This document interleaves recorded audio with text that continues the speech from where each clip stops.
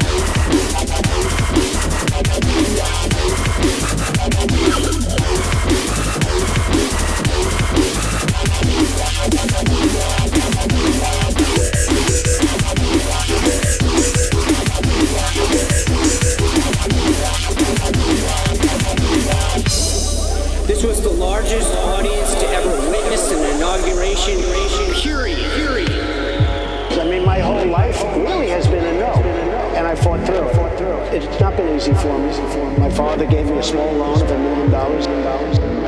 I promise you I'll do this. I will give you $1 million to your favorite charity, paid for by Trump, if you take the test and it shows you're an Indian. On the Russia investigation, are you concerned? I'm not concerned about anything with the Russia investigation because it's a hoax. In less than 2 years, my administration has accomplished more than almost any administration in the history of our country. Nobody's stronger than me. Nobody loves the Bible more than I do. Nobody builds walls better than me. I know words. I have the best words. I am the Golden God!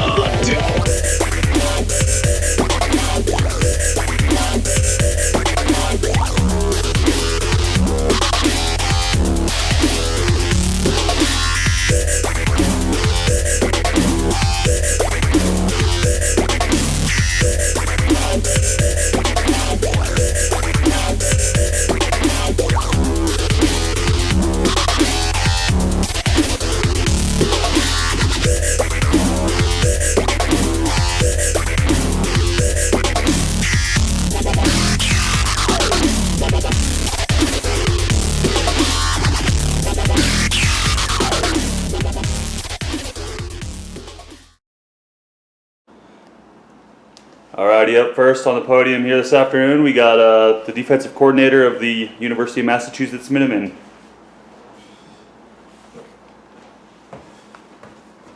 Thank you for being in attendance after a spectacular day in Boston, at least for some people.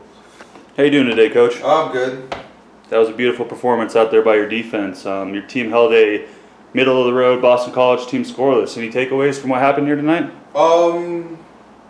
Yeah, we played down to their level, I feel. We definitely could have had more turnovers, but, you know, on to next week. We won't worry about it. Only 1 turnover, but leaving a team scoreless, I'd say that's pretty impressive from our end. Another thing here, Coach, is with a game like that where you hold a team scoreless, you only had the 1 turnover, but I mean, it kind of seemed like it was an entire unit doing its thing out there today, but would you give a player of the game out to anyone? Not really. I know Spinner had like 4 sacks, but their right tackle wasn't up to par. Their offense was this ancient, you know, I don't even know what they call it anymore because it doesn't deserve to be in the league anymore. They were running that, there's no player of the game because no one really stepped up. Butler snatched one interception, but he also let that fullback, by the way, catch like 6 more passes. So I don't know why he deserves player of the game because he made one play. And then, like I said, those sacks weren't even real sacks because they're running this crazy option thing. So the quarterback just hanging out back there longer than he should. And, Spainer was just the first guy to get to the quarterback. That's really it.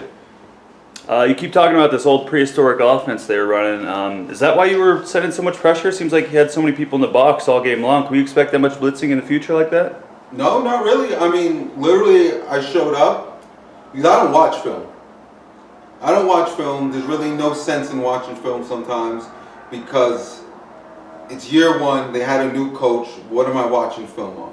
He wasn't on Boston College last year.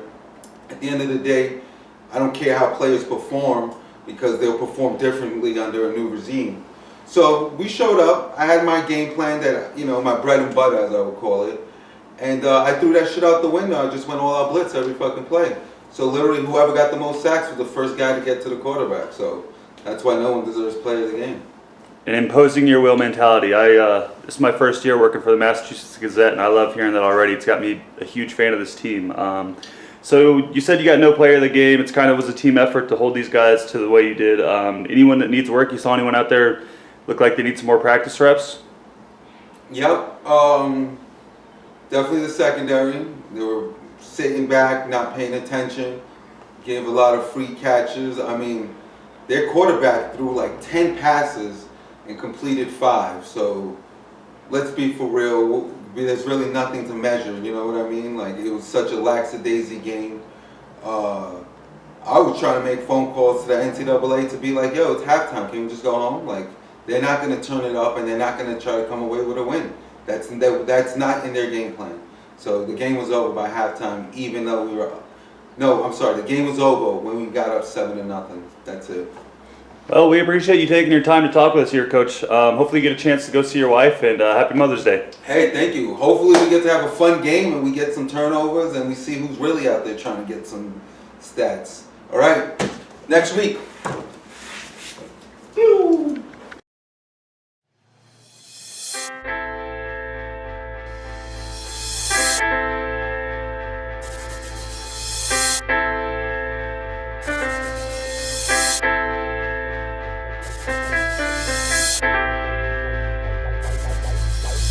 Tired of these jabronis, keep me smoking for my sanity.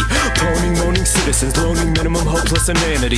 Vanity's breeding stupidity, my generation is truly deracinated from the conviction, pullulating wiser addiction to setting societal bars beyond the stars in science fiction. Hold steady in my moral spines like suspension bridges. Superstition bridges the gap, separating fiction and fact. That's right, Nat Geo with no reasonable evidence intact. The specials on the Loch Ness Monster, SMH, forehead smack. It's the lack of public action, breathing life into these shows. We'd rather worry about fashion, fuck thinking about clothes. I'd rather wear the same outfit every day, like a cartoon on the reel. I wish I had 10 pairs of these shoes.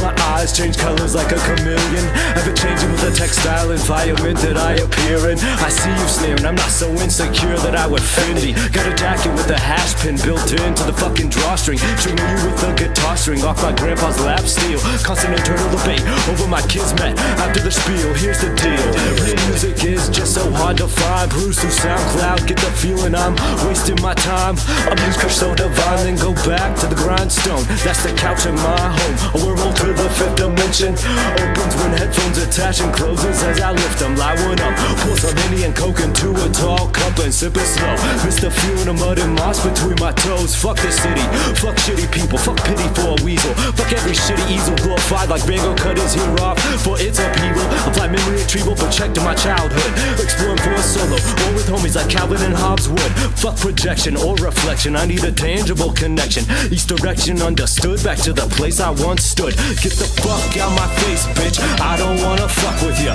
Going back to the place where I first seen the sun. Smoke 2 blunts to the face when I wake and when I slumber. And if the weather's under 50, then I'll return in the summer to a secluded place to get away, cause I don't wanna fuck with ya. Rustic taste, neighbors lay at bay, just since it's king to us. 3 or 4 days, recalibrate circadian rhythm. Blunts and dabs with my lads, rejuvenate my moods with them.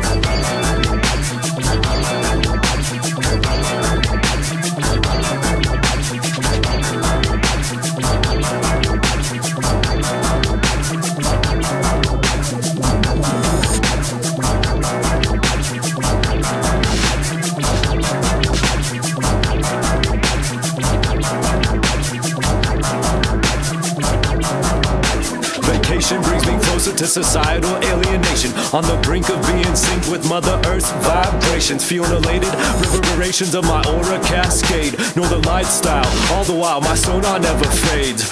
Walk among giants born before revolution. Stand on sand, outlining lands, looking out on the ocean. Salt water exfoliates the skin on my feet. Let the sound of crashing waves rock me gently to sleep.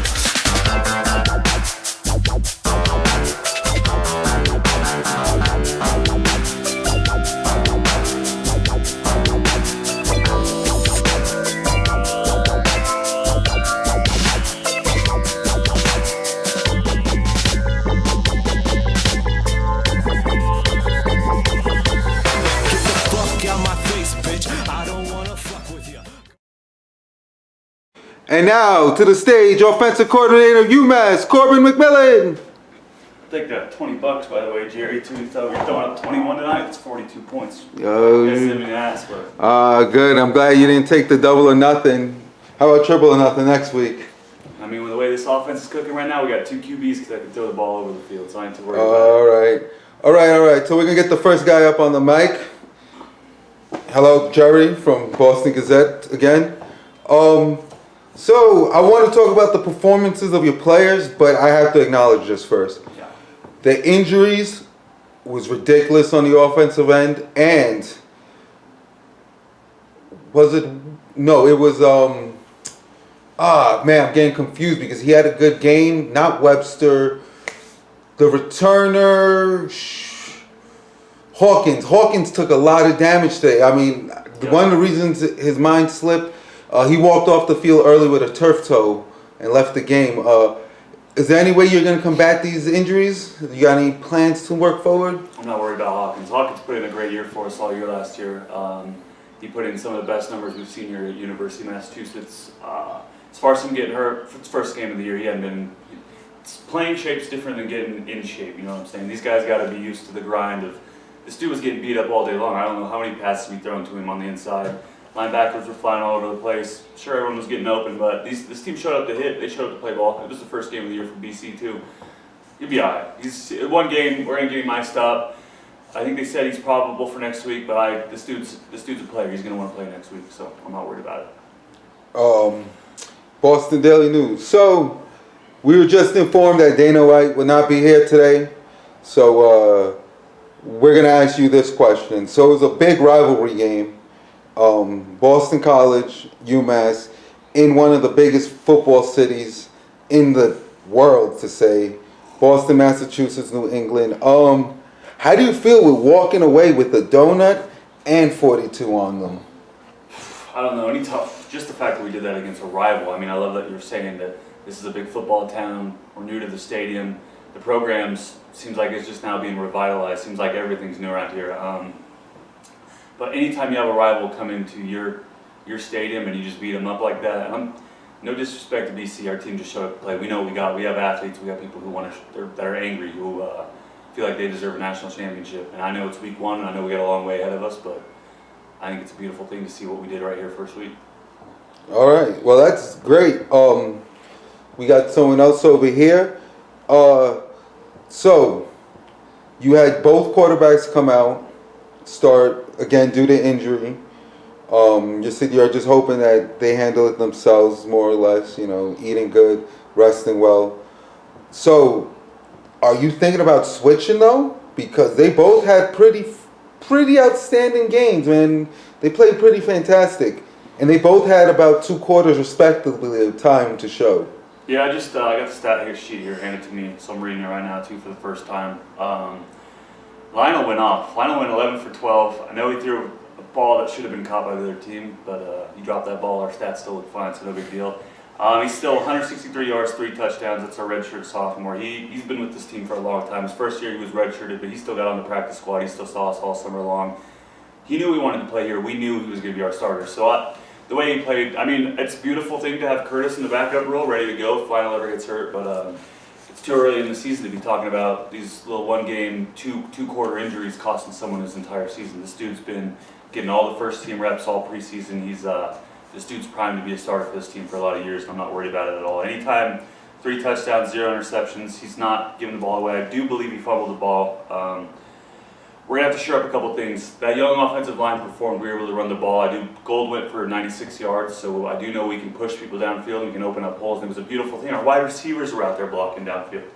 But pass blocking, we're going to shore it up. We're going to get these guys, get their footwork worked on, get in the gym. Can't be letting our quarterbacks get hit like that. Do you think the fumble was due to the injury? You know, he got that little pain, couldn't come back. What was it, like a rib? I think it was a rib or shoulder injury. Bruce sternum, I believe, and I think that injury was just due to just the grind. He got hit several times back in the pocket. I mean, I'm not going to say it was all offensive line. There were times that they just sent more men than we had blockers. So it's awareness. He's young. It's his first game. This dude started. He's got to know when he sees pressure like that, he's got to get the ball out quick or he's got to audible. So he's learning. This guy knows what's going on. He played a good game. I'm glad he got in there on that first half and really showed us what he was made of. So in your first press conference with UMass, they brought this up about Webster, how he was one of your younger receivers and if he was going to start. And this week, he proved to be your best receiver. You got any bright futures or hopes for Webster right now? Webster had a good game. Anytime you get 2 touchdowns, it seems he was consistent. He was catching the ball. They weren't all the biggest plays downfield, but he was consistent as far as anytime we needed him to get a first down, he was there catching them. And anytime in the end zone, it seems like he was hunting the ball. High hopes. The sky's the limit for this kid. If he keeps playing hard and he keeps catching balls and not dropping balls in the end zone, he's going to have a lot of points for us. He's going to have really good stats at the end of the year. So, any more questions? Oh, we got one more. So we brought this up earlier, and you have this young kid, White, who basically looks like a tight end. I feel like he's the one who started dominating, opening up the pass game for everyone. Do you feel like you're going to allow him to take Hawkins' spot? First off, you say White like he's a kid. That's a grown-ass man that we got in there. That dude, it's a big old boy. We could easily put him as a tight end. I don't know anything about him taking spots. He had a great game for us. 79 yards, it shows right here. He didn't get in the end zone, but it seemed like every time we were throwing the ball downfield, he was catching it. He goes up, he grabs it, he bullies cornerbacks. He's going to be an asset for us, especially if he works the inside and can bully over these linebackers. He's quicker than linebackers, and he's probably bigger than them. So he's going to get his burn. He'll be here for a long time. So we'll play that as we get here. Lineup stays the same. It's week 1. Any more questions? Over there in the corner. So overall, your team performed good. Second team really didn't get any burn-in. It was understandable. Their defense kept it on and kept the pressure on. Do you see any holes or anything you want to focus on next week to tighten it up? Maybe put 50, 60? Yeah, there's definitely a couple things we work on. We're going to get in the practice field. We're going to we'll do a little bag work, get Lionel a little more uncomfortable, pressure coming at him. Running game was beautiful. Pass blocking we'll work on a little bit. Make sure that these tackles are able to get set, get back, and kind of create the pocket we want for this guy. But I think we're set. I'm looking forward to week 2. All right. Got any more questions, Coach? If you don't got anything for me, I'm going to go out and beer with my wife. Take care, all right. guys. Have a good day. Enjoy the rest of your Saturday.